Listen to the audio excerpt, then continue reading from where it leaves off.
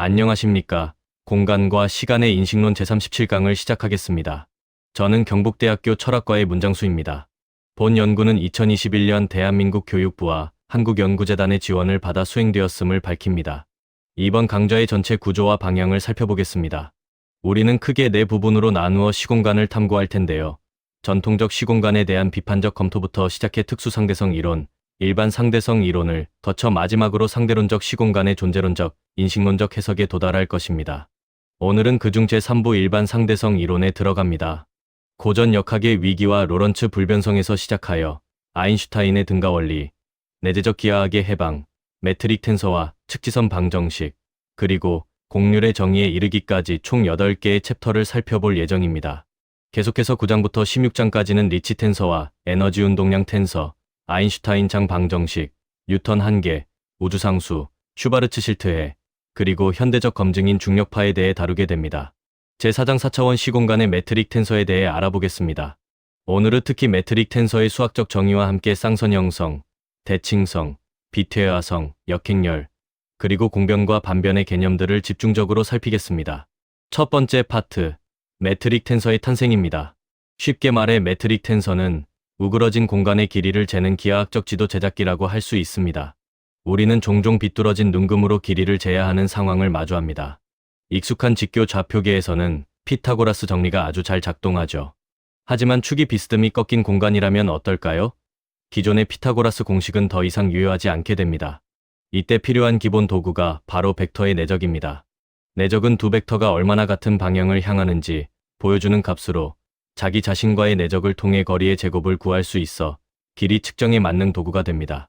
이제 기저 벡터 E1, E2를 설정해 보죠. 이들은 공간의 눈금을 지배하는 척도입니다. 축이 수직이 아니더라도 상관없습니다. 이 두 벡터가 공간 위의 눈금선을 결정하는 기준이 되기 때문입니다. 이제 임의의 두 벡터 V와 W를 정의합니다. 여기서 V1, V2 등의 성분은 좌표 눈금의 개수일 뿐입니다. 우리는 이 기저를 활용해 공간 속의 임의의 화살표를 수학적으로 완벽하게 표현해낼 수 있습니다. 다음 단계는 두 벡터의 내적을 전개하는 것입니다.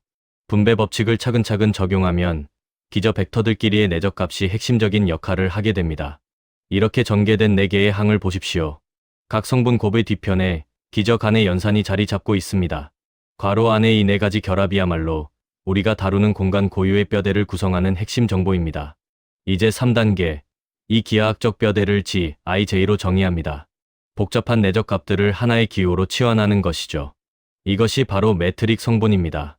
공간의 꺾임새를 저장한 G11, G12, G21, G22라는 4개의 성분이 정의됩니다. 이것을 행렬판으로 조립하면 매트릭 텐서의 형태가 완성됩니다. 기저 벡터 E1과 E2가 서로 내적된 결과물들이 행렬의 각 칸을 채우게 됩니다. 이 행렬이 바로 매트릭 텐서입니다. 비뚤어진 격자판을 수평 3개로 환원해주는 변환 행렬이자 공간의 길이 정보가 고스란히 봉인된 저장소라 할 수 있습니다. 구체적인 예시를 봅시다. 두 눈금선이 60도로 교차한다면 어떻게 될까요? 이때 매트릭 텐서는 1.0, 0.5, 0.5, 1.0이 되어 이 공간의 독특한 기하학적 성질을 완벽하게 설명하게 됩니다. 요약하자면 매트릭 텐서는 기하학의 만능 줄자입니다.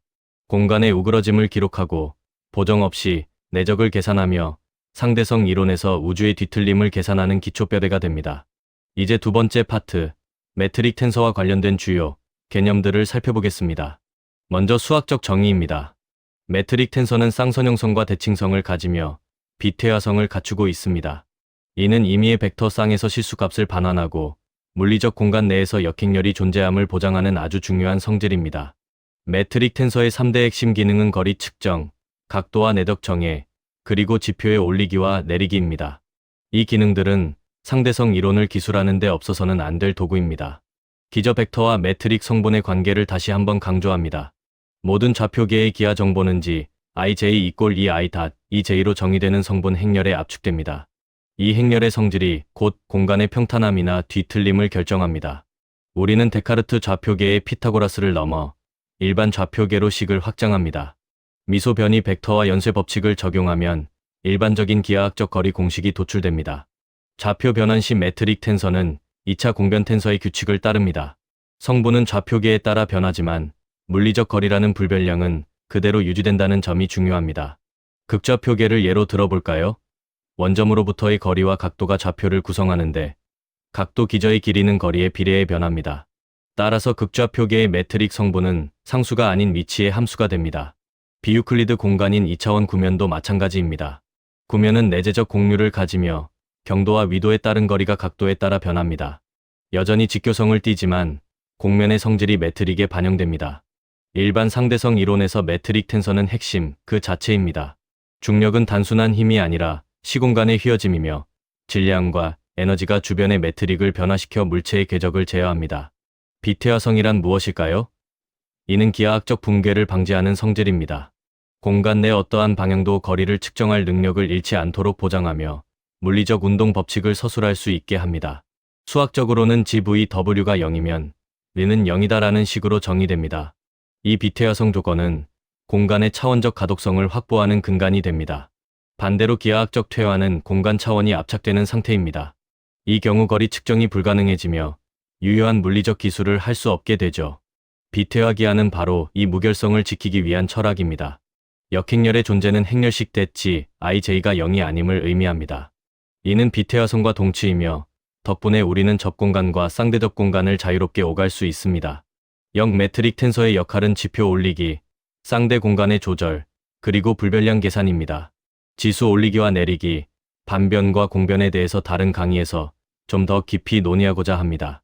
이들은 모두 좌표계의 왜곡에 영향받지 않는 물리량을 산출하는 데 필수적인 장치들입니다. 결국 첨자를 올리고 내리는 이 메커니즘이야말로 상대성 이론의 핵심 기어입니다.